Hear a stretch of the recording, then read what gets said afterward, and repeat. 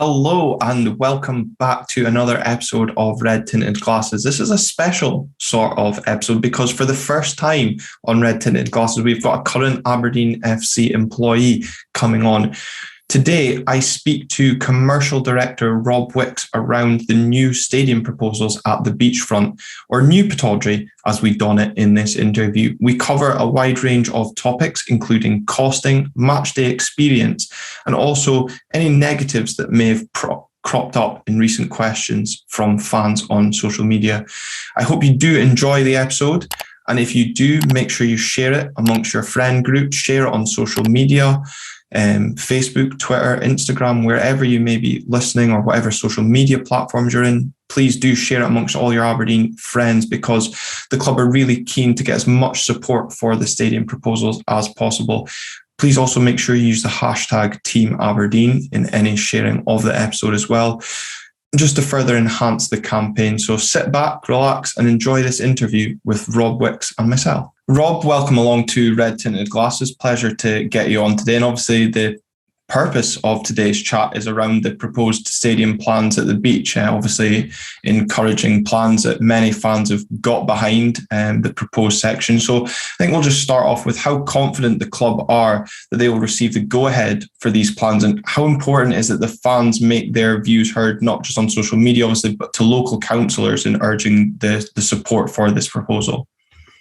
Well, firstly, hi, Glen, and good morning to you. Thank you for having me on. It's a pleasure to join the podcast.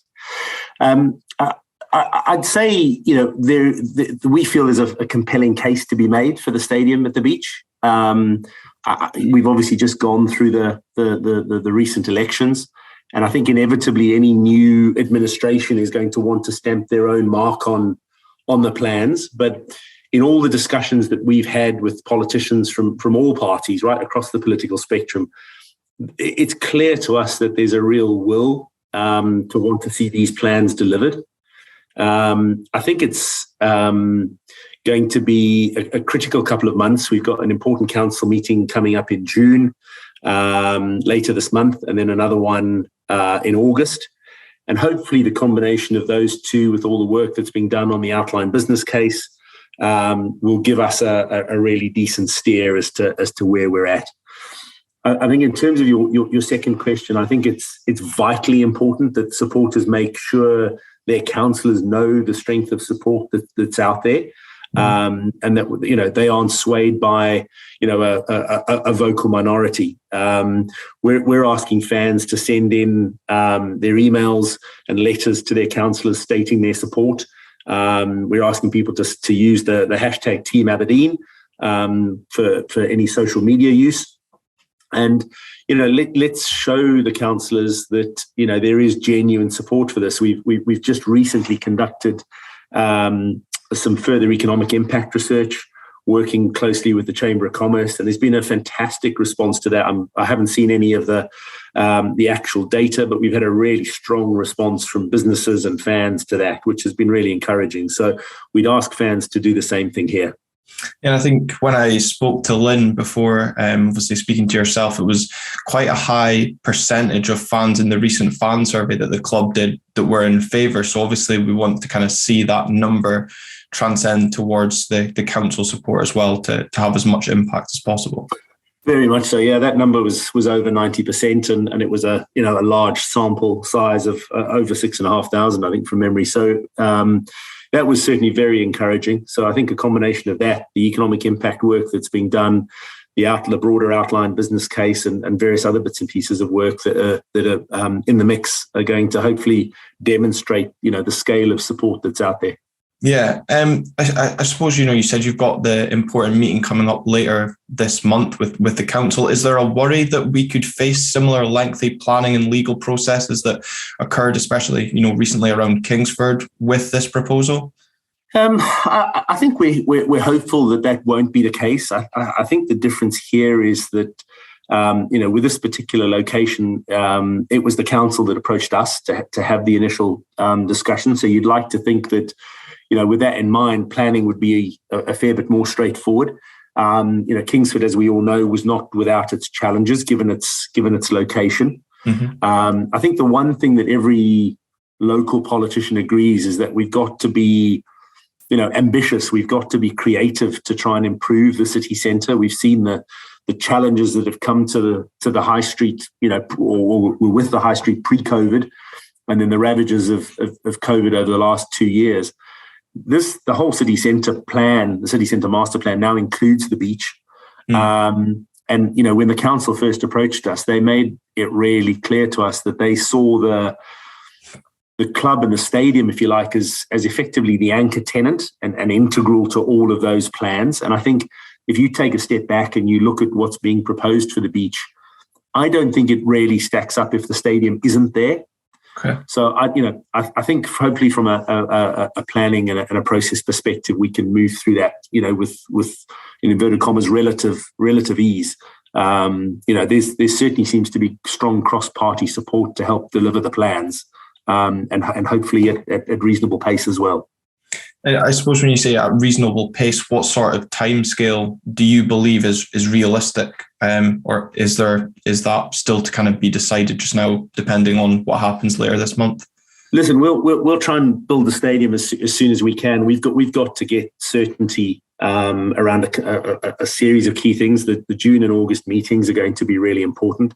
The outline business case has got to demonstrate exactly what it is that we're going to be doing. How the stadium fits and works from an operating perspective with everything else that's going to be at the beach. And as we all know, we're living in something of an uncertain world in terms of supply chain and costs and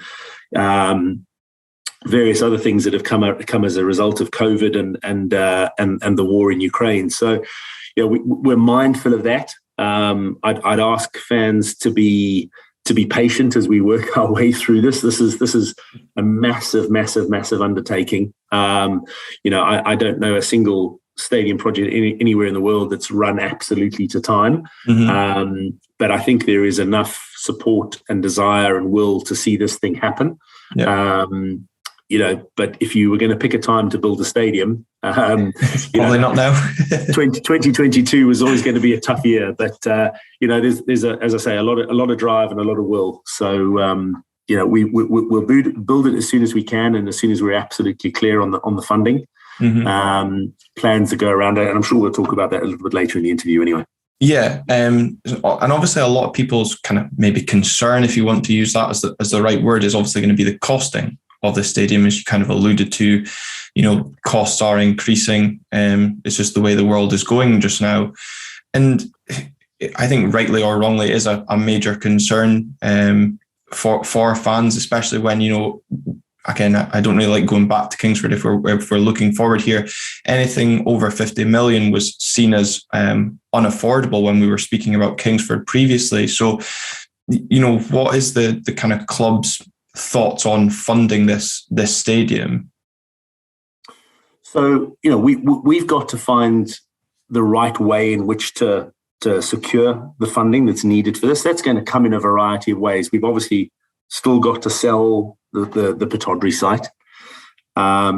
We've got to work closely with the council to see what type of grants and funding might be available through the cooperation that we would enjoy at the beach.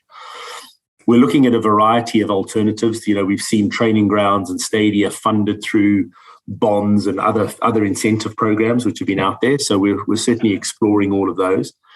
I think as a beacon of sustainability in the northeast of Scotland, and given that the world of oil and gas and renewables and everything that exists up here, I think there's a real opportunity for us to build a standout facility that could be an exemplar the world over as to what stadia or what a stadium should look like from a sustainability perspective. And I think that in itself will help to attract funding sources that might otherwise not have been available to us. Yeah, I'll maybe kind of look into that in a moment. But on the obviously location itself, we're going to be near the sea. It's ground that we've not kind of looked at previously as a club. Will it be the club's responsibility to finance any feasibility and ground studies for the location? And also, would there be any extra costs required, obviously, with the close proximity to the sea around, proofing any sort of materials from the the sea itself and the weather that comes off the North Sea? Look, I think if any further studies are required as part of the wider beach regeneration, then those costs would be shared, between ourselves and the council. This is very much a joint initiative. I think in terms of extra costs because we're building near the sea, yes, we're certainly conscious of that. Based on the survey work that's been done to date, we don't have any major concerns or haven't seen any major issues that have been identified. But we are aware, for example, if we were to install a big screen, you're going to want to spec that up to a higher standard so that, you're minimizing corrosion, et cetera, et cetera. Mm-hmm. We're going to have to be conscious of that as we work our way through a final build cost. Yeah. But we're doing so, with our external consultants and with our architects. Mm-hmm. And, we've got some very strong links. We're working with the likes of Everton, who obviously the steelwork's just gone in for their new stadium. They're right on the water as well. Yeah. And we've worked with other stadia around the world to understand the challenges that they've faced when they've been building in a similar location. Yeah, I know not a similar location, but I know in previous meetings that I've been with yourself in attendance, you've spent some time down in London with Tottenham Hotspur as well and gained ideas around that, which I'll kind of come on to later. You mentioned certain schemes that the club were looking at, and that kind of leads me to my next point around financing the build. Will there be any contribution from the board of directors, or will you be looking to sponsorship? Obviously, the club announcing a recent new sponsor in terms of Texo for the shirt sponsor. And if there was to be any sponsor contributions, does that come with any connotations around naming rights of stadium / stands? Sure.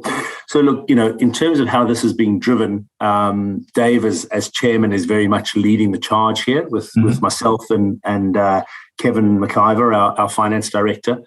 Dave is very much leading on raising the significant investment that is required. Yeah. I'm sort of leading on the stadium and what it needs to deliver the increased turnover we're after. And Kevin is working on our 10 to 20 year business and financial plan. So the three of us work very closely. We're talking every other day to develop those plans. We're already in discussion on naming rights with a couple of potential brands. And this is obviously going to be one of the main funding streams for us. It's a really important stream for sure. But talking to potential new investors as well and other sources of funding and grants at government level and elsewhere.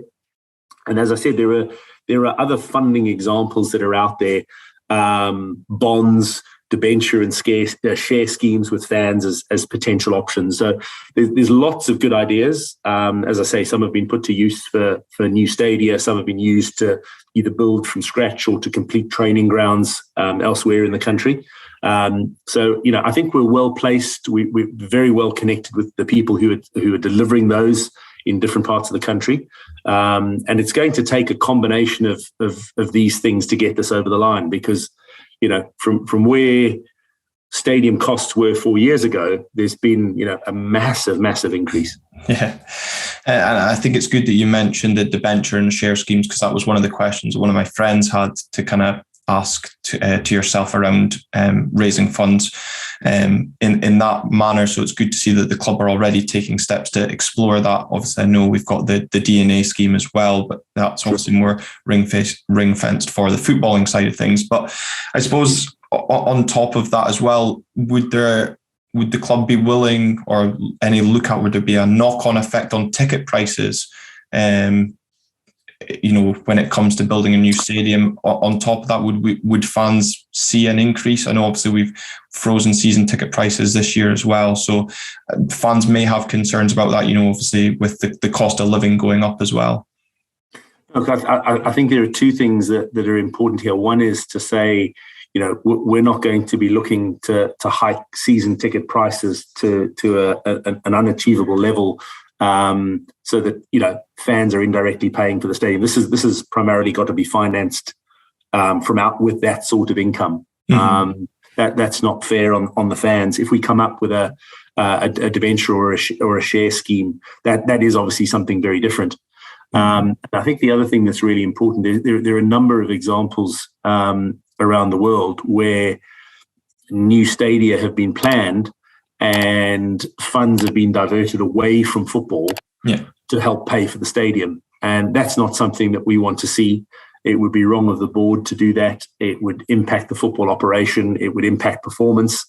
So in many ways, we're looking to make sure that we can ring fence what's required to be competitive on the park, and ensure that that's not impacted, and that we can go and deliver the stadium comfortably outside of making any impact on football.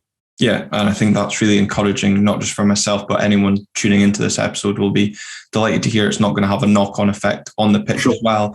And I suppose kind of leading on that as well, then, would there be a plan to increase sponsorship revenue in the coming years as well, with one eye on that stadium?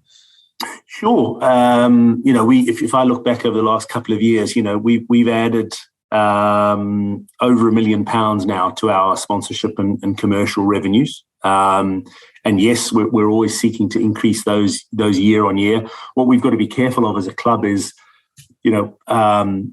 diluting the impact that we can have for our sponsor group. Right. In the past 4 years, we've gone from having a front of shirt sponsor and a couple of smaller partnerships to now having a front of shirt partner for both the men and the women's team, supporting partners on those shirts, and 14 other substantial partnerships with leading brands. That's quite a seismic change commercially for us, and we're looking to grow and develop those, of course. I think if the stadium is designed in such a way, and this is very much the intention, that we can have, we'll talk about this later on in the session, I'm sure, but if we can have more flexible spaces, and if we can design and craft the hospitality spaces in particular in the right way, then we're looking to grow commercial revenue by £2.5, £3 to £4 million a season. Wow. In the new stadium, simply because we're not working in an aging stadium. We're offering a far more contemporary and engaging hospitality experience, a far better fan experience on match days, whether that's a supporters bar or otherwise. So I don't want to jump ahead of any other the other questions you might have, but that's the sort of thinking that we're applying at the moment. And trying always to drive as much income as we can, because at the end of the day, outside of maintaining Pittodrie, it's to try and drive success on the park. Yeah, absolutely. And I suppose have we looked across towards Atlanta for inspiration, obviously, in terms of their stadium build, but also obviously we've got that commercial partnership with Atlanta United as well. Has there been any sort of consultation with our friends in America around the new stadium plans? There has. I was fortunate enough to travel out there in September of 2018 and came back hugely inspired by what I saw. I think, Glen, obviously it's obviously everything's on a very different scale, as we know. Yeah. But there were some really, really key learnings that came from visits like that. So, they minimise all of their printed signage. It's all done electronically, so it's much more flexible, much easier to maintain. Food and drink prices are kept to a real minimum, to encourage fans to be at the stadium earlier and use the stadium facilities. There's those sorts of things that we've come away and learnt a lot from. But we've not focused exclusively on Atlanta. We've travelled obviously through all of our regular, sadly not next season, but all of our regular European adventures over the last number of years. We're always seeing new stadia and being taken and interested with some of the things that they do and do differently.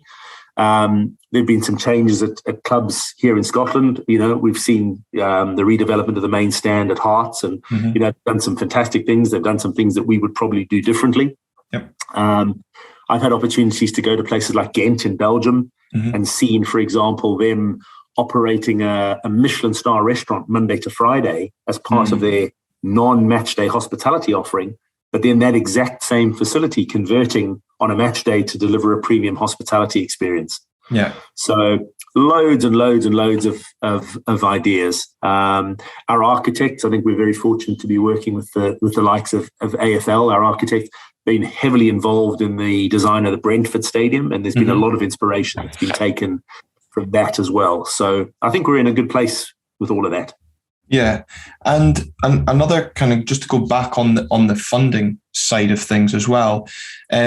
If there's council funding around the stadium plans as well, part funding in return for community use at a discounted or free rate, will there be that sort of option for the council kind of activities? Or if not, and it was the club, fully funding it, would the club look at then renting out the facilities such as the pitch or anything else, kind of like what the likes of Kilmarnock and Livingston currently do?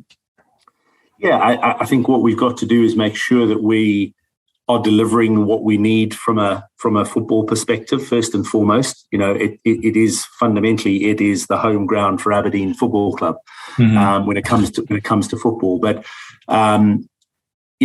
just last week, as an example, I was at Cormac Park, and there's absolutely no reason that the same sort of program couldn't be delivered at a new stadium or at Pittodrie for that matter. But we had 80 children, youngsters from 4 different schools who don't always get the opportunity to go out on an experience like this. And we, through the club and the trust, we gave them an opportunity to get involved in some STEM subjects, some first aid training, some football, some mental health awareness. And these kids were just amazed. They were absolutely taken with it. And why can't we extend similar programs through either Pittodrie or a new stadium? Yeah. Similarly, if you look, for example, at the back of the Richard Donald stand today, we've got, I think it's 29 pillars that make it, that are holding up the Richard Donald stand, and rightly so. But that's a design that's 30 odd years old now. We're looking for spaces that are effective, that don't have those sorts of obstacles, where we can run programs and do things effectively. So all of that's being borne in mind as we progress and develop the new designs, to make sure that we've got spaces which are flexible and that we can do the right sort of things day in and day out. We want this, particularly if the beach is being substantially renovated and reinvigorated. We want to make sure that the facility is in use as much as possible to help drive that footfall and serve exactly that purpose of reinvigorating the beach. Yeah, and that kind of takes me nicely on to the next section. Obviously, we're kind of speaking about community, and the stadium, as you said, it's obviously primary use is going to be for the football club, but I think, correct me if I'm wrong, it's being kind of seen as a community stadium. Obviously, in the proposals, there's the ice rink and swimming pool are going to be kind of integrated as well, or certainly next door. Is there any room for support from the likes of Sport Aberdeen in terms of any funding towards this as well? I wouldn't say it's from Sport Aberdeen themselves, because obviously they in their own right are supported by the council. But we've certainly had discussions with them and trying to understand what it is that they're trying to drive. The council obviously work with them far more closely. What we are trying to get to, and this is really what the outline business case that's underway at the moment is looking to outline and clarify, is what are each of the respective parties doing? Where is the market demand? And how best do we create a facility which meets all of the varying needs? So yes, we'd like a football stadium, and yes, there's a demand for an ice rink from both a leisure and a competitive perspective. So could we build some kiosks in such a way that they serviced, for example, the south stand of the stadium on a match day, but that they also opened on the other side and serviced the ice rink? Yeah. So trying to find those, that's just one small example of some simple efficiencies and economies of scale that could be built into a complex of this nature. Yeah, and I think obviously it shows that we're speaking about people that are obviously for and against stadiums, when we're trying to look at both sides as best as we can. And it just shows that this isn't just a football stadium. It will have other benefits for the rest of the community who may not have that interest in football as well, and hopefully be able to come down and use the facilities in some way. Absolutely. We want to encourage people to come down. Obviously, as we put COVID in the rearview mirror and we start to move back to a more normal way of existence, the stadium we want to have as a real community asset in more ways than one. Mm-hmm. But I think it's also our ambition, Glenn, to make sure that we can host games for our youth and our women's teams. We saw the fantastic response that we got to staging a women's team game just a couple of months ago at Pittodrie for the first time. It was fantastic to see the main stand full of, essentially new people who hadn't perhaps been to Pittodrie for a long time. And why can't we host, Scotland games, both men and women, Scotland under 21, why not? And hosting events that, don't clash with P&J Live and are complementary. We know there are a number of artists who would like to play in a stadium than perhaps in an arena or a closed venue as such. So there's lots of scope for us to be exploring all of this, and we want this to be not only a community asset, but we want it to be something that is in use as much of the time as possible. A really good example of that is what's been happening at Fulham. They've obviously, again, a stadium that's been there a long time. They've gone and expanded 5 meters into the Thames, and they've redeveloped their entire main stand at an astronomical cost. But they've been really smart about it, because what they've said is, yes, we play football here, but the entire main stand is actually designed to deliver and focus on non-match day stuff. Mm-hmm. So there's a spa, there are 3 or 4 different restaurants, there's a whole range of things which drive footfall. Mm-hmm. People walking along the Thames come in, use the facilities, and oh yes, we also play football. Rather than we only play football and there are a couple of bolt-ons. No, here's all the other things that you can do. So it's a very different approach and mentality. Yeah. But it's got their business case to a point that it's going to be irrefutable and it's going to be really successful. So I think some of that thinking is what's needed here as well. Yeah, I think it's, I suppose, having the open-mindedness that it's not just a football stadium. There will be other benefits or other facilities for people to use on a non-match day. And I know certainly the club are keen to, be able to generate revenue out with a match day, as well, as it's quite difficult to do so at Pittodrie just now. And I know you've just kind of taken away the next point I was going to make about, do you see the new stadium facilities being used for concerts, rugby matches, Scotland 21 national team, or even the women's football? So I think we've kind of covered that. But is there any kind of concerns around, you mentioned P&J Live, is there any concerns like from a commercial side that they maybe take away any benefits that the new stadium could have, or do you see the club forming a partnership with P&J Live in that sense? No, I think if anything, we're very complimentary. They have a fantastic exhibition hall and space. We had our Player of the Year event there not so long ago, and they do a terrific job. And they're attracting some really interesting new business and artists to the city and to the region.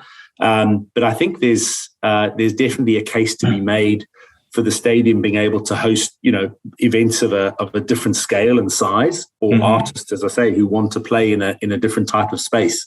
We've been looking quite closely at staging some tribute acts at Pittodrie, and I think we'll go ahead with one of those in the next season or two, and demonstrate what's possible, and then look to expand upon that, further down the line in a new stadium.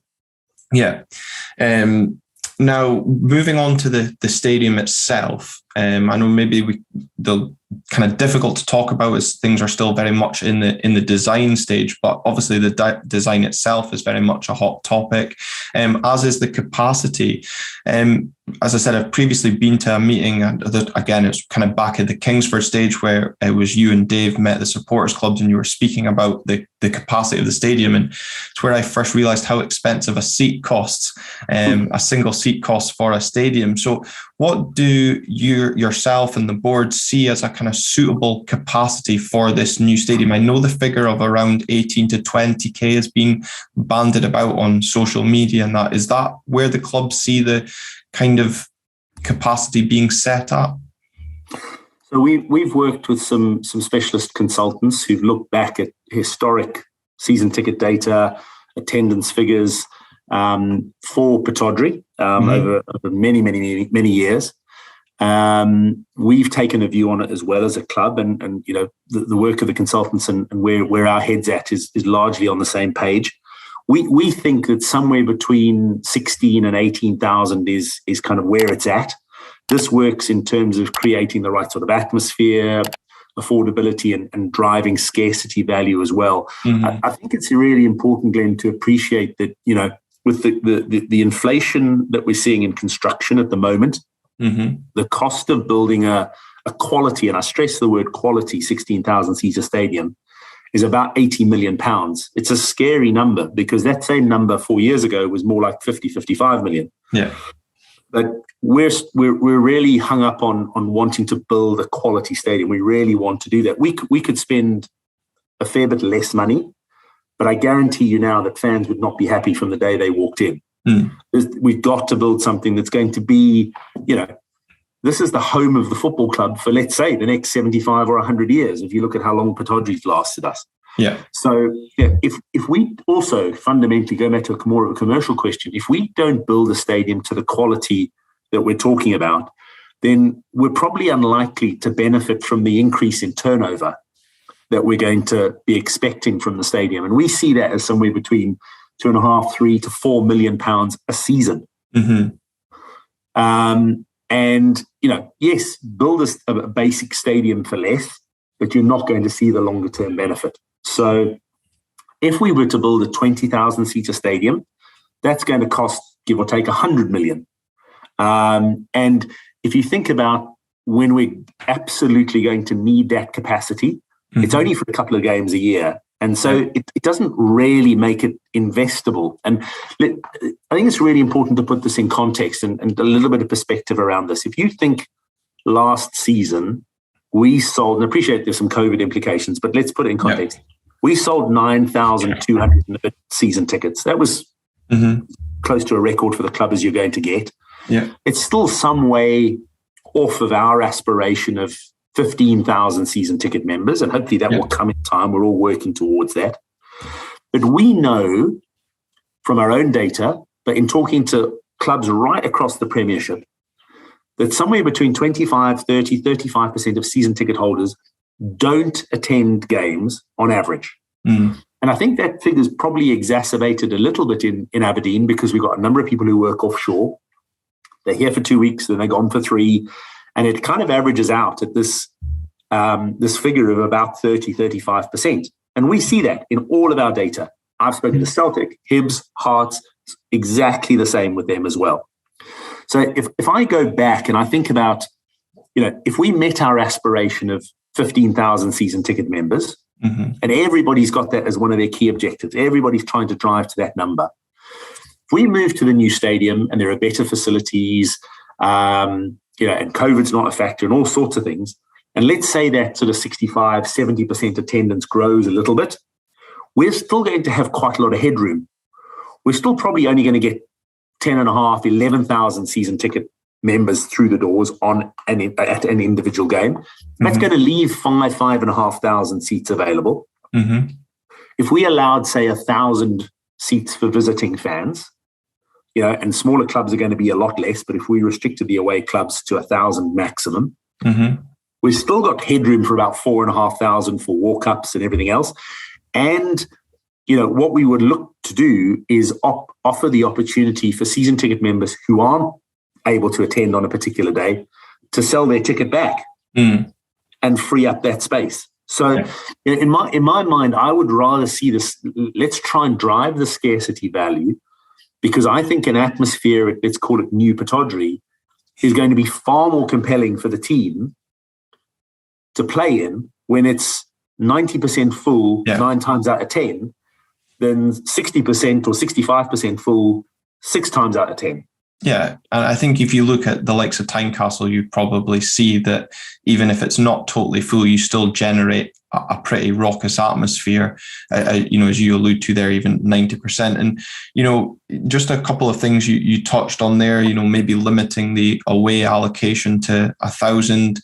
I know it's maybe difficult to comment on this moment in time, but would that be every team across the board, including obviously the Old Firm, not looking to increase that further? Obviously, have more home fans, create that so-called advantage that the home support should generate. And just the point on the walk-ups as well, is that something that the club are actively looking at? Because I know they don't think that's really kind of possible. I know it's maybe like in terms of cash turnstiles, but is there something, if for people on a match day, if they're down at the beach and fancy taking in the game, how easy will that be for the club to accommodate in the new stadium?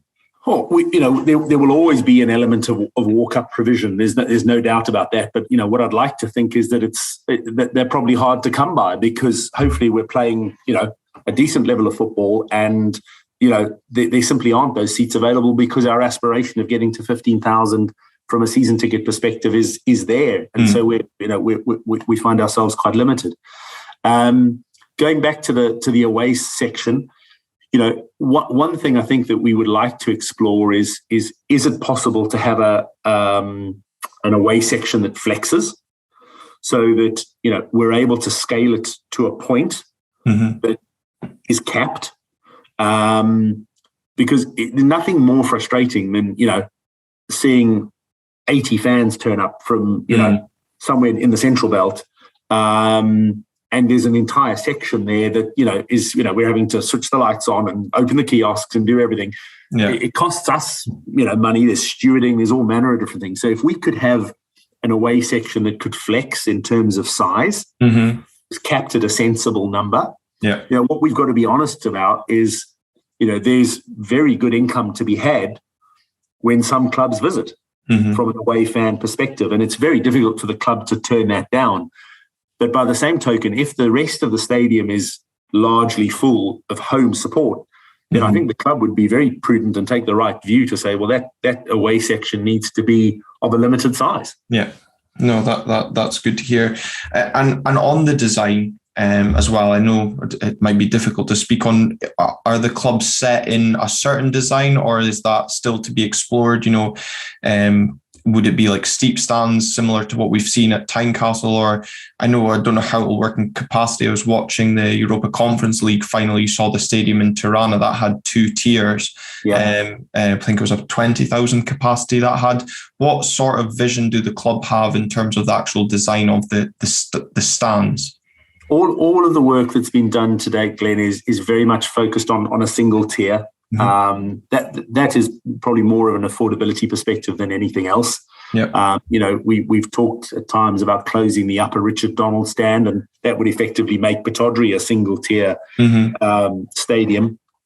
But what we would have in the new stadium is those corners would all be enclosed, so that would add to capacity.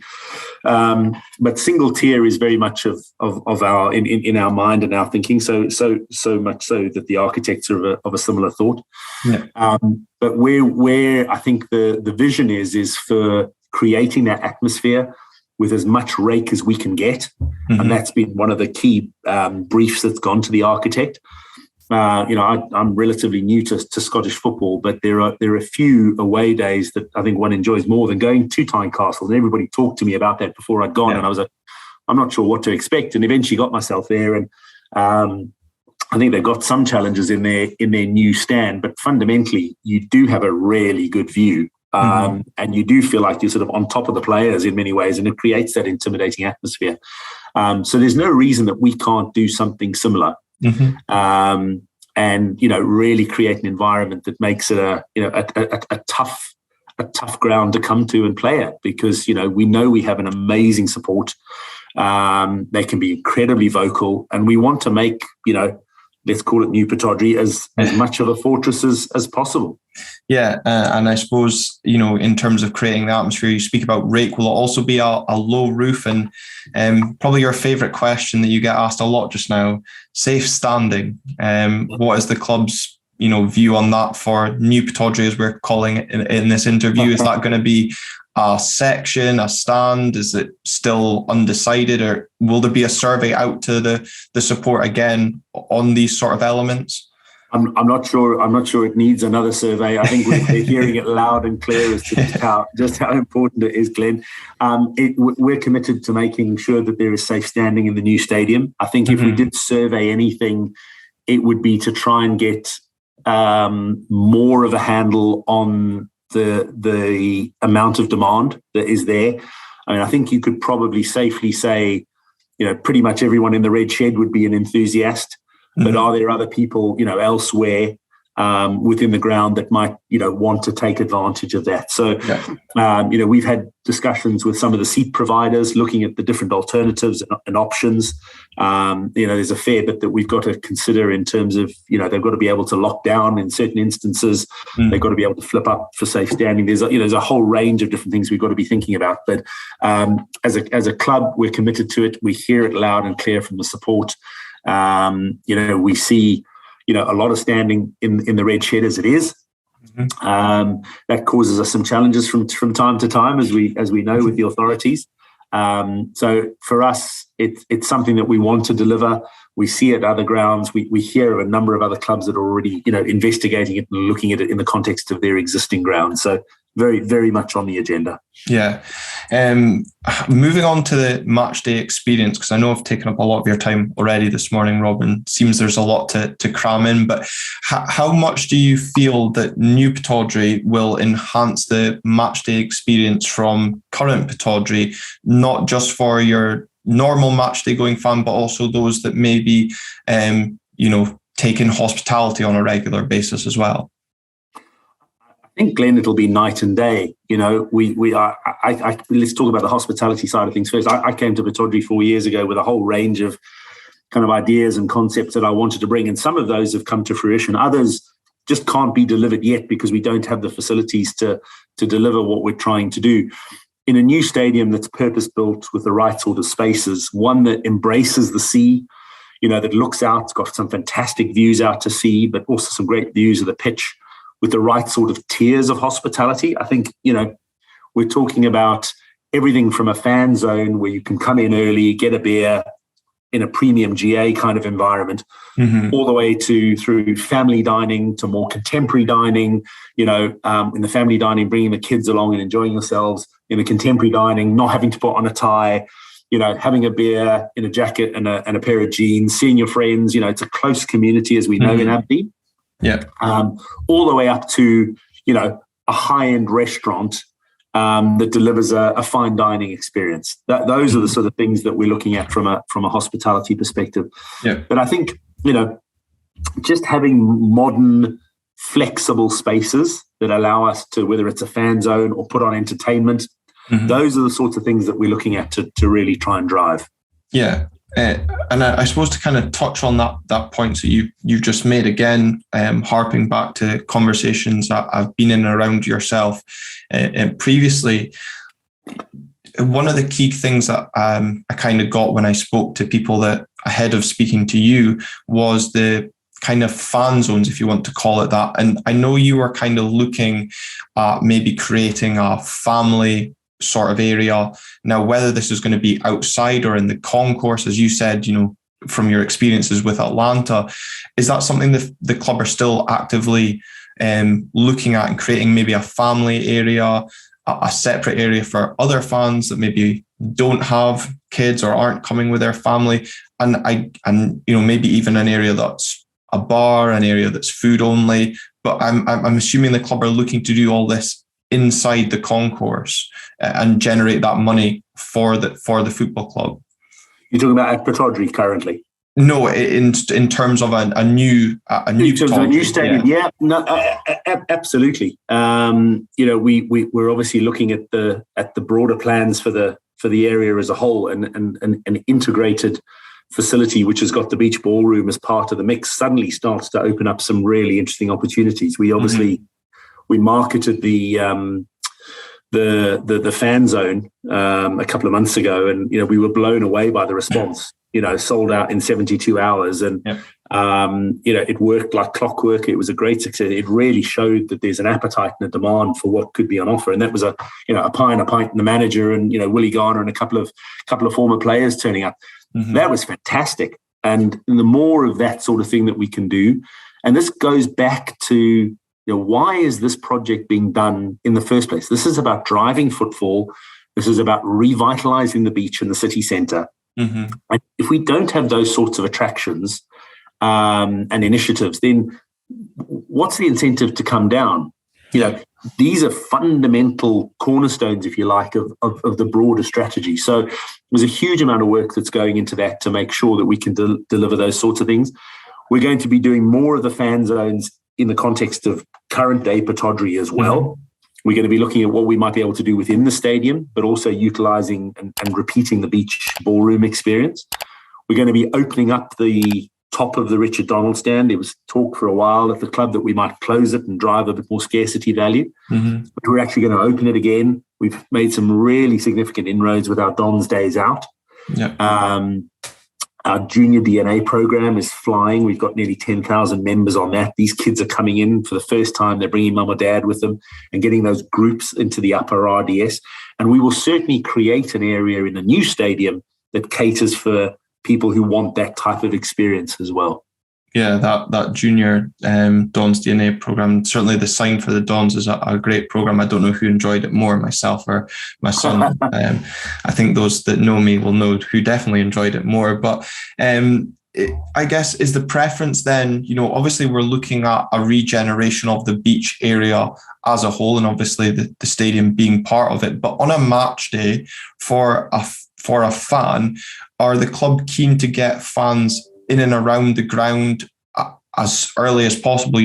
Again, to go back to Atlanta, I know it's different, they have the whole tailgating thing, but if we get these fan zones, these areas, if they're inside, outside the stadium, is that something you see that fans will come down and spend more of a day out, not just turn up half an hour before kickoff and then straight home at full time?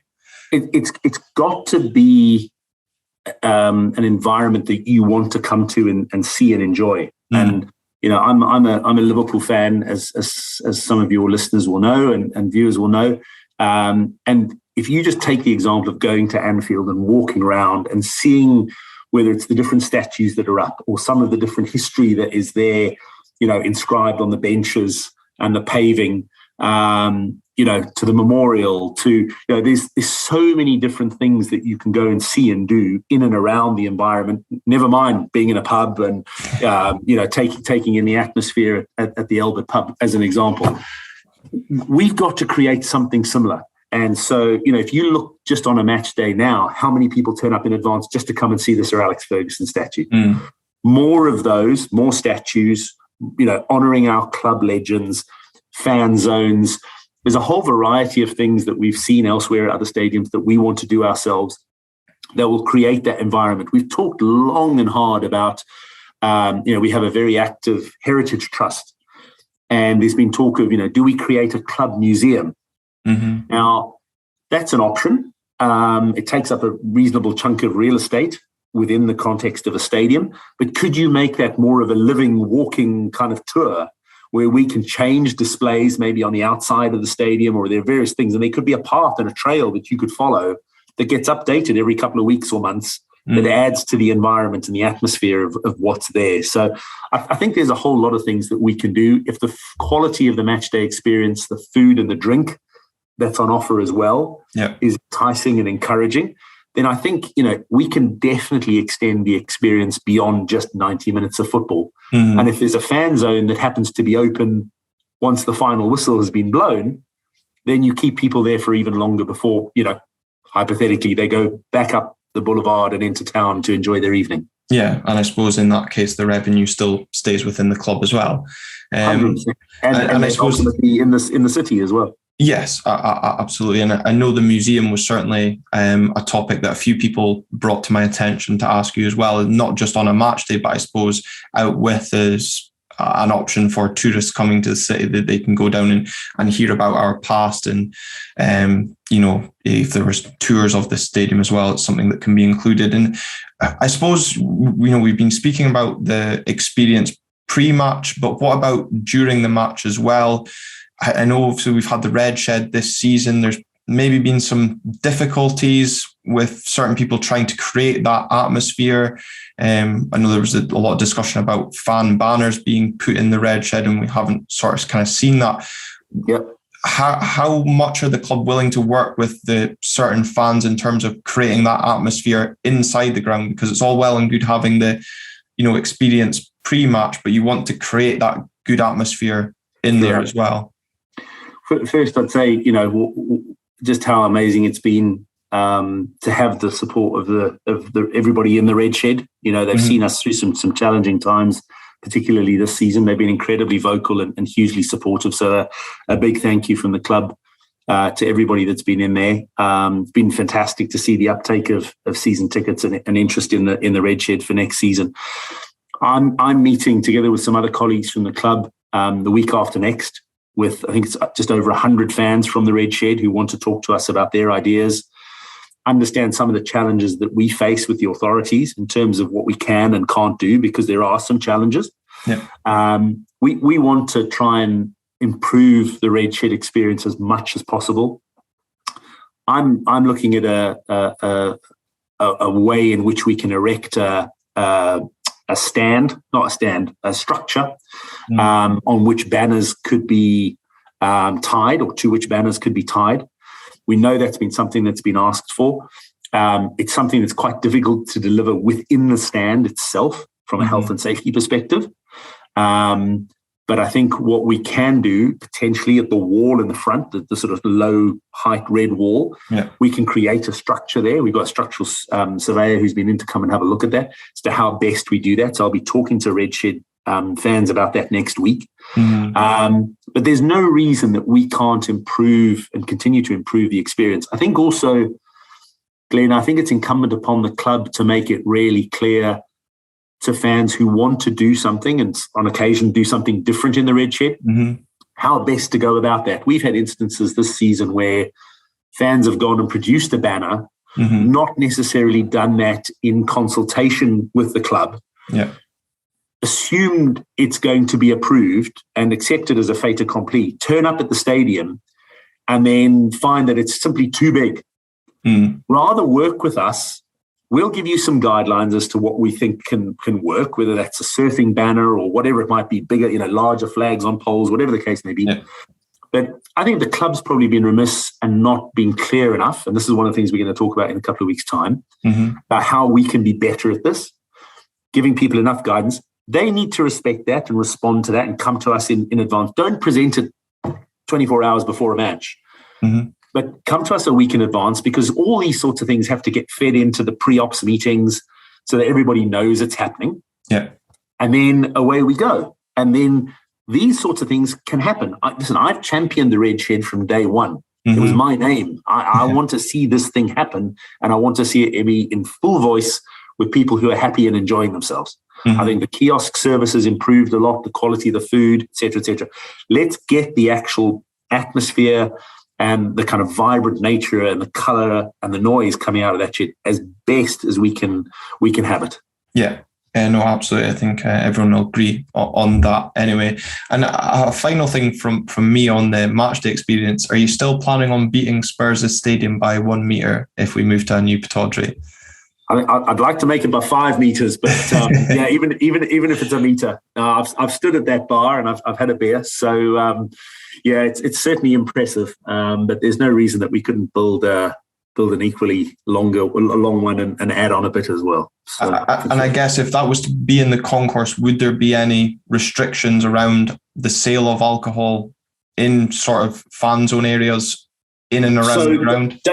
Under the current legislation, you can do it in a way that it doesn't impact the legislation, because we've seen Hearts do that very successfully in their main stand where they've got a fan bar, and it works perfectly well. They don't, sadly, have a view of the pitch.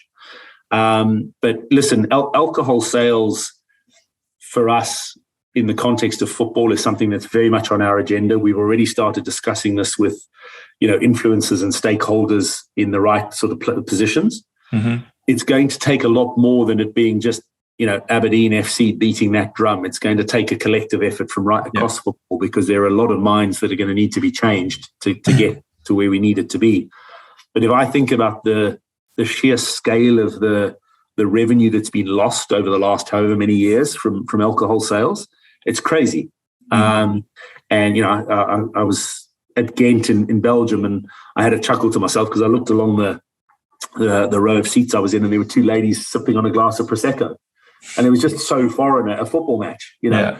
And you can go to, Murrayfield and enjoy a pint, while you're watching a game of rugby. We've got to get that discussion back up on the agenda and progress it as much as we can. So what I'd say to the fans is as an interim step, we will certainly be creating more fan zones where, alcohol can be enjoyed pre-game and hopefully post-game. Mm-hmm.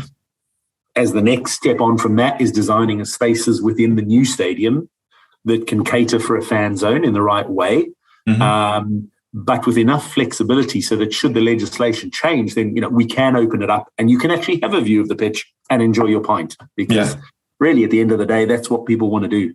Yeah. And I suppose just finally, Rob, obviously we've been speaking about a lot of benefits that the stadium will bring, not just, to the community and the match day experience, but I suppose, how do you see it being an economical benefit to the city as well, having that stadium kept within the heart of the city? Look, as I said at the beginning, I think it's really difficult to see how the plans for the beach stand up without the stadium there. When the council were keen to survey the public in terms of how things were going to develop at the beach and what was of most importance to them across the city in terms of regeneration projects, we helped to circulate the survey to our fans, and suddenly the sheer scale of response that the council got was off the charts. Mm-hmm. And just that in itself was just a microcosm as an example of, the kind of pulling power of the club, if you like. Mm-hmm. And, if you think about, 15, 20,000 people regularly coming down to games, spending money locally, using local transport, et cetera, it's absolutely vital and essential, and is a key driver, because invariably it's not just, let's say father and son who come to the football. Mum and daughter come in as well, and they might go shopping and maybe join them afterwards for dinner in town. Mm-hmm. Or mum and dad come to the football and, the kids have gone to the movies, or whatever it is. There's all these different permutations. And, I think the council are very aware of the impact that the club can have. Detailed research is being done by the council's consultants, but also by the Chamber of Commerce, to put that kind of detail into context and put some really strong numbers behind it to demonstrate that, so that when it does come to, the council to take a view on this, that they really appreciate and recognise what it is that the club can deliver. Yeah, no, absolutely. And I suppose, obviously we've been speaking very positive, but one negative a lot of people maybe have around the stadium is the current parking situation. Do the club have concerns around the parking, or are there any plans to alleviate any parking issues? And also, I know that the club currently have a commercial partnership with First, offering discounted travel for fans using First Bus. Now, as someone that lives out with the city, travelling into a game, it normally is by car for me.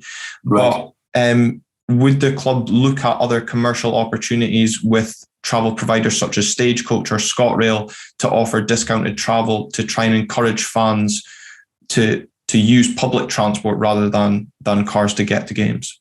Very much so, Glenn. I think that addresses a number of issues. I think, we're going to be looking at travel options for fans getting to the new stadium in more ways than one.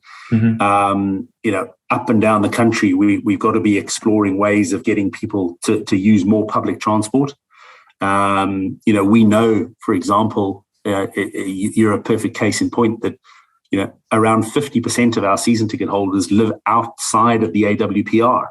So there's a huge amount of journey time. If you'd look at that just purely from a sustainability perspective, just those journey times, and the amount of CO2 emissions that go with that, it's a significant number. So we've got to make it more attractive if we're from a public transport perspective, if we're serious about reducing the reliance on private cars.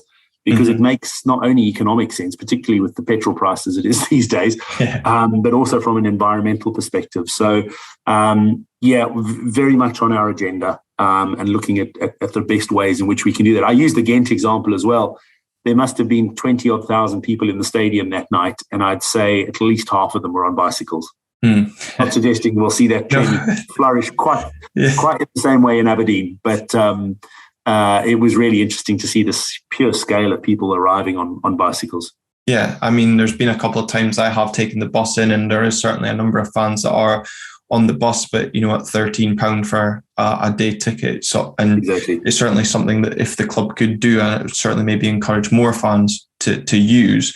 You speak about there, kind of environmentally. Is there any environmental concerns that the club have had to address around new Pittodrie being built? Again, as I said, we're trying to cover both positives and negatives as part of this campaign. So if there's anybody, it was something that was raised to me about the environmental impact that the new stadium may have. So is there any concerns that the club have had to look at that you can maybe address for those that maybe do have concerns around that?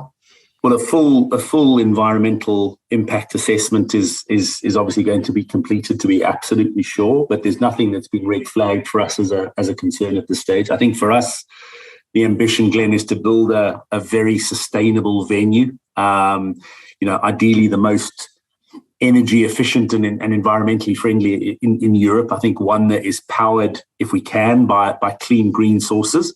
And can be a beacon, as we said before, around the city's wider net zero ambition. I think that's really important. We've looked at a number of really interesting examples elsewhere in the world and around Europe.